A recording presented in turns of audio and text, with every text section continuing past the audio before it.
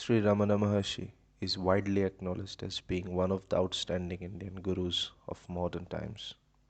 In 1896, while he was still a 16-year-old schoolboy, he realized the self during a dramatic death experience that lasted about 20 minutes.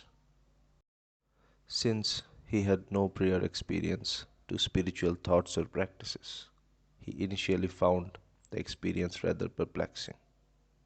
In the first few weeks after his realization, he alternately thought that he had either been taken over by a spirit or, strange but rather a pleasant disease. He told no one about the experience and tried to carry on living the life of a normal South Indian schoolboy. After about 6 weeks, he became so disenchanted with the mundane trivia of school and family life, he decided to leave home and find a place where he could rest quietly in his experience of the self without having any untoward interruption or distractions. He elected to go to Arunachal, a famous holy mountain located about 120 miles southwest of Chennai. The choice was far from random. In his early years, he had always felt a sense of awe when the name Arunachal was mentioned. In fact, before his misapprehension was corrected by a relative, he had thought that Arunachal was some heavenly realm rather than an earth-bound pilgrim center that could be reached by public transport. In later years, he would tell people that Arunachal was his guru, and sometimes he would also say that it was the power of Arunachal which had brought him realization and subsequently drawn him to its physical form. The young Maharshi took great pains to ensure that no one in his family knew where he was going. He left his home secretly and started his adventurous journey at Arunachal. He spent the remaining 54 years of his life on or near the holy mountain, refusing to leave it even for a day. On his first day there, he threw away all his money and possessions except for a loincloth. He shaved his head as a sign of spiritual renunciation and found a quiet place near the main Arunachal temple where he could sit undisturbed. In the 4 or 5 years that followed, he spent nearly all his time sitting with his eyes closed in various temples and shrines, completely absorbed in an overwhelming awareness of the self. He was occasionally fed by a sympathetic visitor or pilgrim, and later by a regular attendant, but except for one short period when he went out begging for his food, he displayed no interest in his bodily welfare or in the events of the world that were going on around him. In 1901, he moved to Virupaksha cave, located 300 feet up the mountain behind the main temple, and remained there for most of his next 14 years. As time went by, he began to show a little interest in the visitors who came to see him, but he rarely spoke. He was still content to spend most of each day sitting in silence or wandering around the slopes of Arunachal.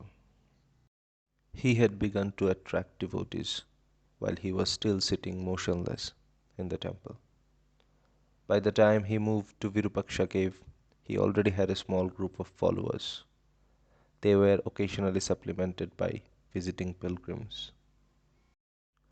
There is a Sanskrit word, tapas, which means an intense spiritual practice, accompanied by physical self denial or even bodily mortification, through which one's spiritual impurities are semantically burnt off. Some people were attracted to him because they felt that a man who had performed such intense tapas must have acquired great spiritual power. Others were attracted to him because they felt a palpable radiance of love and joy emanating from his physical form. Ramana Maharshi had made it clear in his early years that he had not been doing any form of tapas or meditation in his early years at Arunachal. When asked, he said his self realization had occurred during that experience of his school days, and that his subsequent years of silent, motionless sitting were merely a response to an inner urge to remain completely absorbed in the experience of the self. In his last few years at Virupaksha cave, he began to talk to visitors and answer their spiritual queries. He had never been completely silent, but in his early years at Arunachal, his words had been few and far between.